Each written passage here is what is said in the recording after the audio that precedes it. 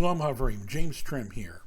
Many times people have asked me how I came to be a believer in Yeshua as the Jewish Messiah of Judaism, and they've also asked me about the origins of my efforts to restore the ancient sect of Nazarene Judaism, the original Jewish followers of Yeshua, as the Jewish Messiah of Judaism. So I'm going to answer those questions today, but first I need to ask everybody to please donate to support this work. You can do that by clicking on the donate link in the video description. From there you can donate by PayPal, Zelle, or GoFundMe, or you can send donations by PayPal to donations@wnae.org. For those that don't know, my wife is disabled, chronically ill, and suffers from chronic pain. I am her caregiver at home, and so you would be helping us out there, and you're also helping with the research that I'm doing continually and have done over the decades on Hebrew and Aramaic origins of the New Testament, ancient Hebrew and Aramaic manuscripts of New Testament books, and of the original Jewish followers of Yeshua as the Jewish Messiah of Judaism. Okay, I want to ask everybody to like this video, subscribe to this channel, click the notification bell so that you'll get notified when new videos come out. Share this video with your friends on social media, and let us know what you think in the comments, and participate in the discussions in the comments. All these things are going to help us get in front of new viewers, either through YouTube's algorithm or through you sharing it on social media. We really do need you sharing it on social media. There's not enough of that happening. Okay, so I want to begin with, go back to when I was 18 years old, back around 1984. When I first left Rabbinic Judaism and became a believer in Yeshua as the Messiah. So I was an amateur anti-missionary back then, debating with my Christian friends and arguing that Jesus could not have been the Messiah. And I had all the arguments down pat. Then one day, this girl at school named Wendy asked me to go to an evening church youth service meeting with her. And I agreed, largely because at the time I wanted to go out with her. So there I was, wearing my kippah and bringing my JPS Tanakh, and I didn't know anyone there. In fact, this isn't the same, it's the same exact book, although the one I had then had to be replaced, but I've had this one still for many, many years. It was JPS Tanakh, just like that one. And so I was wearing my kippah and my JPS Tanakh, and I went to her Wednesday evening youth service with her. So the reason I did this is that Wendy was, well, quite attractive, and I wanted to go out with her, and so any chance to go out with her, I was, even though it wasn't quote-unquote a date, was something I was interested in at the time. So after the meeting, Wendy was off socializing with her friends, what we call kibitzing in Jewish circles. They called it afterglow at the time. So I'm sitting here bored in a church pew with my JPS Tanakh and my kippah on, not knowing anybody, and waiting for this socializing to end so, I could go home. And but I was curious about Yeshua.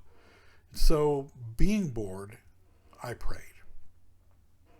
And I said in my prayer, if Yeshua is really your son, prove it to me. For the first time in my life, I heard what we call a bat kol, a voice from heaven, spoke to me.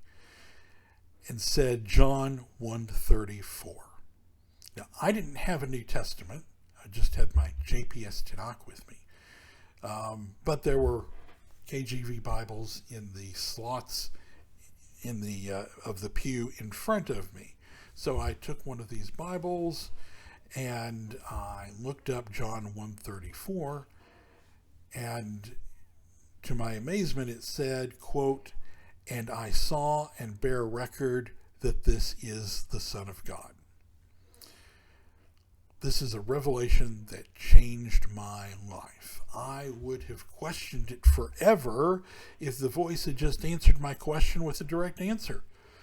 I would have always spent my life wondering, did I make that up?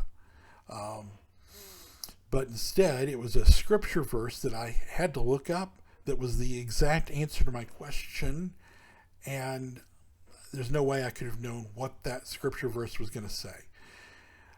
So I knew for sure that Yeshua was the Messiah, and I found myself thrust into spiritual warfare that very night.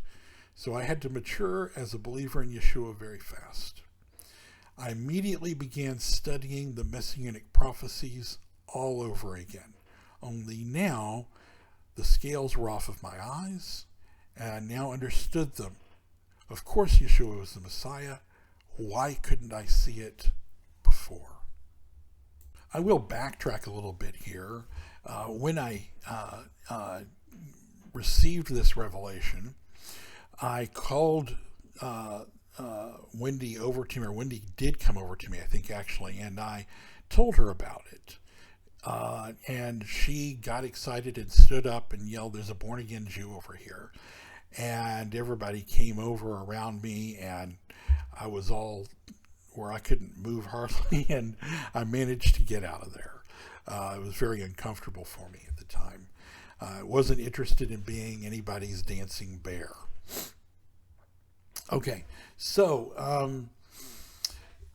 after I accepted Yeshua, I found myself a fish out of water. At first, I kept going to my rabbinic synagogue on Friday nights and Saturdays, and visiting the Christian church on Sundays and Wednesdays. Kind of a busy schedule for a young man. And I was a square peg trying to fit into a round hole. Then one day, the pastor of the church came to me and said, "James, you might be more comfortable in a Messianic Jewish congregation." I had no idea what that was, but realize this is 1984. These things, this is not a common, Messianic Judaism hadn't been around all that long, and certainly my area, I never heard of it. So he put me in contact with Beth Yeshua congregation. Now, Beth Yeshua congregation still exists, and I don't know what it's like today. I haven't been there in decades. But in those days, the mid-1980s, Beth Yeshua congregation was led by a nice Jewish man named Stan. As a young man, Stan had married a Catholic girl, and the two of them had been searching, even getting involved in the occult at one time. And then one day, Stan got a tract from Jews for Jesus and converted to Christianity. He became a Southern Baptist and went to a Baptist seminary. At one point, he had planned to open, and he confided this to me one day, he had planned to open something called the First Jewish Baptist Church. The reason I know this is we were driving together one day, passing by the First Chinese Baptist Church in Fort Worth. And he told me, originally I first wanted to open the First Jewish Baptist Church. But then he got involved in Messianic Judaism. So he started Beth Yeshua congregation originally as a Baptist mission to the Jews. He was getting a check as a mission from the Southern Baptist Church as a missionary to the Jews.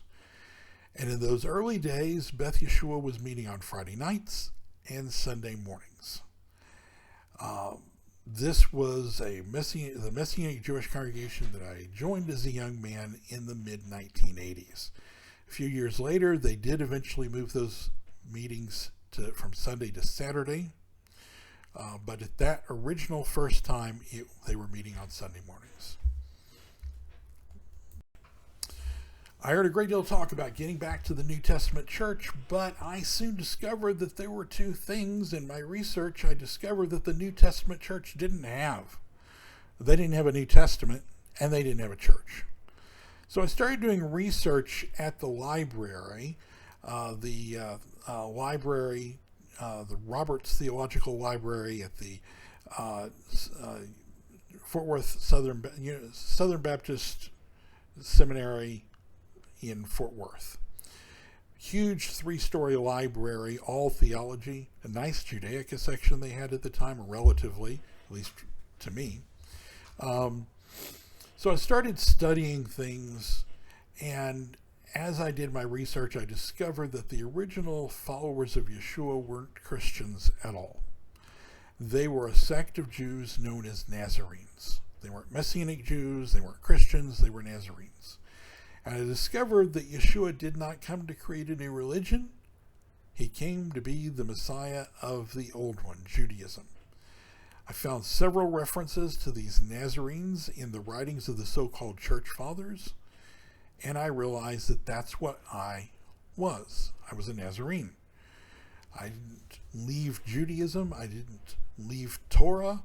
And in fact, I was still studying Talmud, some of which actually made me a fish out of water in that Sunday meeting Baptist missionary Messianic Jewish congregation in 1984. As my research on the ancient Nazarenes continued, I learned that the books of the so-called New Testament were originally written, like the Tanakh, in Hebrew and Aramaic, and I found many dusty books at the seminary library that made the case that parts or all of the books of the New Testament were originally written in Hebrew or Aramaic, and that they were later translated into Greek. I even found original Hebrew and Aramaic source texts for many of the books of the so-called New Testament, and I began rethinking my understanding of the content of these books based on the Hebrew and the Aramaic.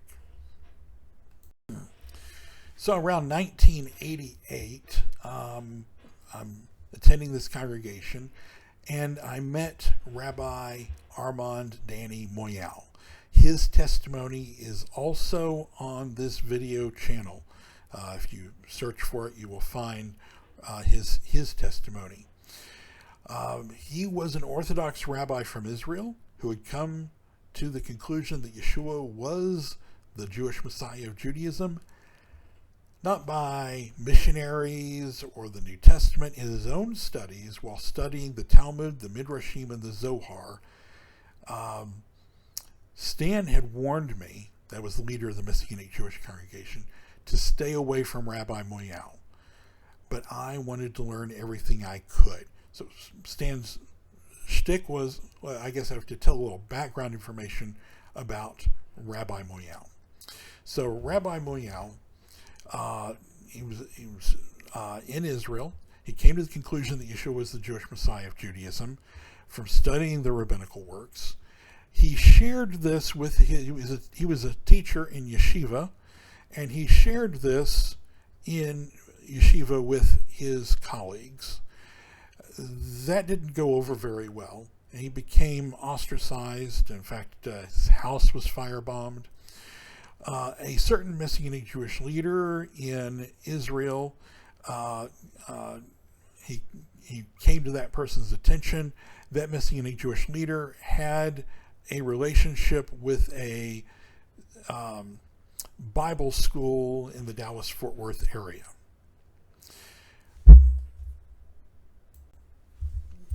So Rabbi Moyel was invited to come to this Bible school, full scholarship, if you will, bring his family, live in the dorms on campus, and study at this Bible school to become a credentialed preacher, if you will. Okay. The things didn't go too well. His experience was rather like one of mine when I attempted to go to a certain seminary at one point. And they thought they wanted him, but they really didn't. And so when they realized they wanted to get rid of him, they waited until Passover, when he was going to be celebrating the Passover Seder with his family, knowing that he would have Passover wine at his Seder. They raided his dorm and to catch him with alcohol on campus, and had him and his family removed from the campus that very evening. Well, there was a student that knew him that was involved with a televangelist that was based in the Dallas-Fort Worth area, and the televangelist swooped in for the rescue, saw a great opportunity to take advantage of Rabbi Moyel and make him his in charge of his ministry to Israel, and paraded him around on stage and collected money in his name and put him up in an apartment and with a used car to be paraded around on stage as head of his missionary outreach to Israel, which really wasn't, frankly, even happening. Okay. It was always going to happen. Let's just put it that way. It was during this time that I met Rabbi Moyel, that he came and visited the Messianic congregation. And the leader of the Messianic congregation, Stan, warned me to stay away from Rabbi Moyel because he was, quote unquote, a new believer and shouldn't have any influence, and I should stay away from him. But I wanted to learn everything that I could from this Orthodox rabbi that had come to the belief that Yeshua was the Messiah from studying the rabbinic literature. So I began studying with him weekly, and down the line, I actually sponsored at my home a weekly Torah study taught by him. My home was 20 miles from the congregation. Nobody from the congregation, the Messianic congregation, was invited to my study or was coming to my study. I wasn't leading the study. I was simply sponsoring it at my home, and Rabbi Moyel was teaching it.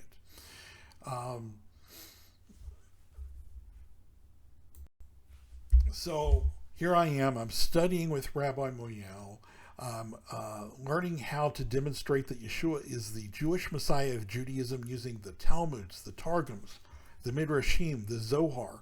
I'm learning how he came to the conclusion, not from the New Testament or from any Christian sources, but from the rabbinic Jewish sources alone. It was he that first showed me the deity of Messiah.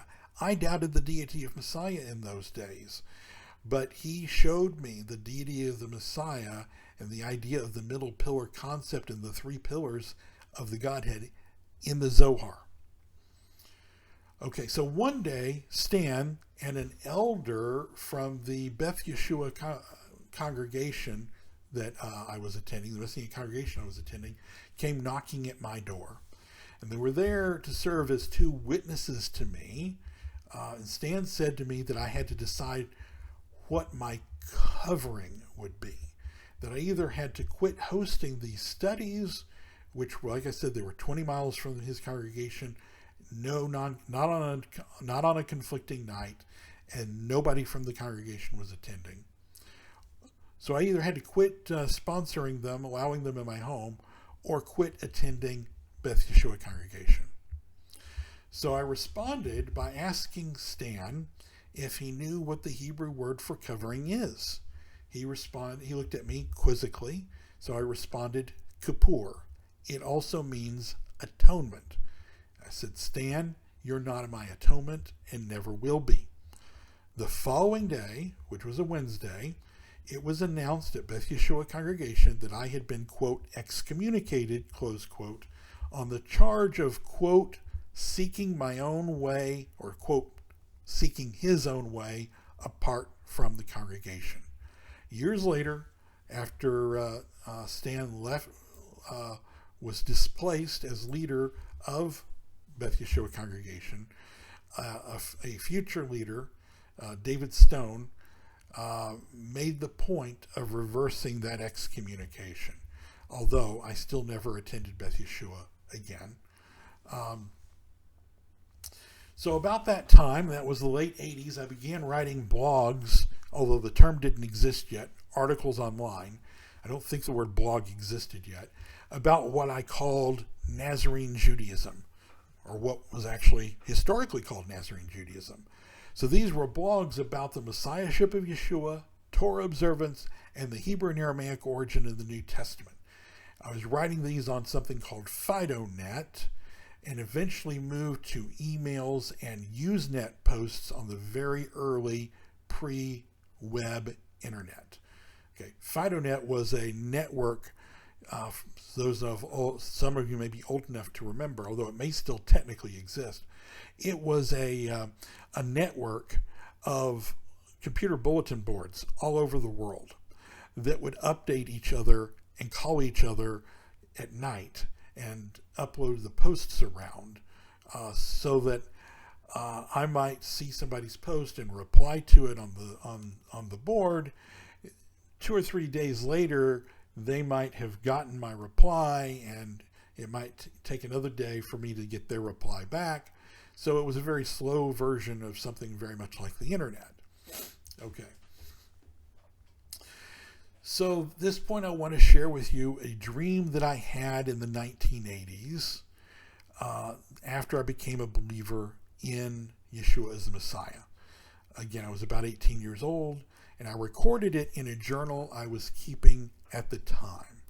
So I can read you now what I recorded in my journal at the time about this dream.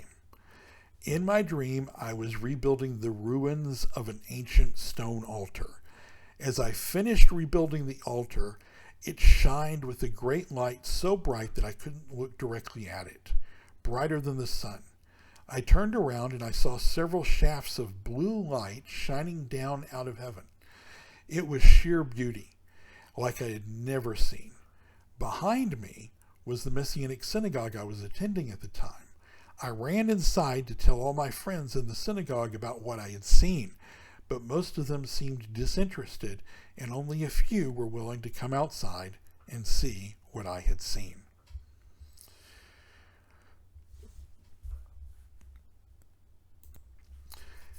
It was only years later that I understood that the ancient altar was the ruins of Nazarene Judaism.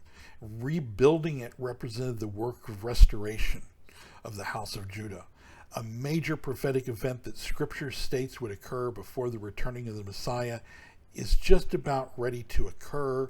In fact, it's happening right now. So we read in the book of Baruch, chapter 2, verse 30 through 35, "But in the land of their captivities they shall remember themselves, and shall know that I am Yahweh their Elohim, for I will give them a heart and ears to hear, and they shall praise me in the land of their captivity, and think upon my name, and return from their stiff neck and from their wicked deeds. For they shall remember the way of their fathers, which sinned before Yahweh. And I will bring them again into the land which I promised with an oath unto their fathers, Abraham, Yitzhak, and Yaakov, and they shall be masters of it. And I will increase them, and they shall not be diminished. And I will make an everlasting covenant with them to their Elohim, and they shall be my people, and I will no more drive my people of Israel out of the land that I have given them." Up until recent times, Elohim has been working towards the restoration of the house of Israel, Ephraim. This is typified by the parable of the olive tree, by grafting of wild branches, Ephraimites, into the cultivated olive tree. We talked about this in a recent video on the parable of the olive tree. Now, Romans 11 does discuss this stage of restoration, but it also tells us about an even more powerful stage of the restoration that involves Judah being grafted back into their own olive tree. Romans 11:12. And if their stumbling became riches to the world, and their loss riches to the goyim, how much more therefore their fullness? In verse 15, for if their reprobation was reconciliation to the world, how much more therefore their return, but life that is from among the dead? And then verses 23 through 24, and those, if they do not remain in their lack of faith, also will be grafted in, for Elohim is able to graft them in again. And if you who are from the olive tree that was wild by your nature were cut off and grafted, contrary to your nature, into the good olive tree, how much more then those, if they be grafted in their natural olive tree? Paul says here that you think the restoration of basically what he's saying is, if you thought the restoration of Ephraim, the so-called two-house movement, was great, wait until you see the restoration of Judah. The restoration of Judah has been my calling. Not just the grafting in of Ephraim, although that is part of it, but the restoration of the house of Judah, the restoration of the ancient sect of Nazarene Judaism. I am so honored to be partnered with truth seekers as this restoration of Nazarene Judaism moves forward in fulfillment of biblical prophecy. It is you who make that work possible. I realize it is not the activity of James Trim alone in my quest to teach the Torah and the Messiah to a lost world with all the vigor and enthusiasm that I can muster. It's not just me that is responsible to do this work. It's all of us together who are charged with the responsibility of accomplishing this task. I very much look at the efforts as cooperative with each of you. We are all joint heirs with Messiah and should always be about our Father's business in teaching the Torah and the Messiah to this lost world. With that in mind, I'm asking you to please consider donating. You to participate in this work with me by donating to clicking on the donate link in the video description, or donating by PayPal to donations@wnae.org. You can also help by subscribing to this channel, liking this video, clicking the bell so that you'll get notifications when new videos come out. Let me know what you think in the comments section. Participate in the video and the discussions in the comments section. Share this video with your friends on social media, and together we can restore the ancient sect of Nazarene Judaism and the concept that Yeshua is the Jewish Messiah of Judaism.